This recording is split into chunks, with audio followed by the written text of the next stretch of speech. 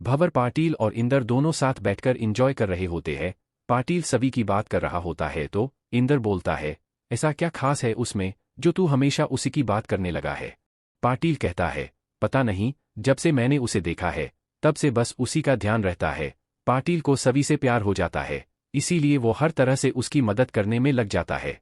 उधर सभी की जली हुई चाय की दुकान फिर से बन रही होती है। दुकान का मालिक बोलता है कि वो दुकान को ठीक करने के बाद सभी को ही देगा। ये बात सुन सभी बहुत खुश हो जाती है और हैरान भी। सभी बोलती है, पर आप तो हमारी एफआईआर करने वाले थे। दुकान का मालिक बोलता है, हाँ, पर बाद में मैंने फिर से सोचा तो मुझे लगा कि मैं गलत कर रहा हूँ और उस भले आदमी ने भी मुझे सही से समझा दिया। सभी पूछती है, किसने समझाया? वो पाटिल साहब। इतने में पाटिल सभी के सामने आ जाता है और उससे बात करने लगता है कि सभी, ये दुकान तुम्हारी है, बहुत जल्दी फिर से तुम पहले जैसे ही यहाँ काम कर पाओगी।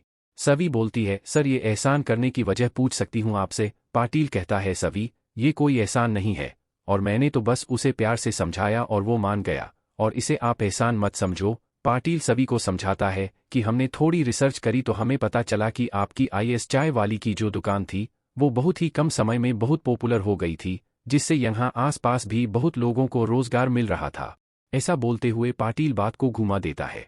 फिर पाटिल सभी को कॉलेज के सामने ले जाकर उसे अपनी बातों में फंसाता है, उसकी बहुत तारीफ करता है और कहता है कि बहुत जल्दी ही सबूत मिलने पर राव साहब हिरासत में होंगे। मुझे जितनी भी कानून की समझ है उस समझ से मुझे ऐसा लगता है कि आप पूरी तरह से बेगुनाह है और आपका साथ देना मतलब सच का साथ देना।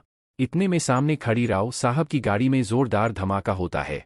सभी दौड़कर गाड़ी की तरफ जाने लगती है तो पाटिल सभी का हाथ पकड़ उसे रोक लेता है और बोलता है कि मैंने कहा था ना, ऊपर वाले की लाठी में आवाज नहीं होती, पर यहाँ तो लाठी ने धमाका ही कर दिया।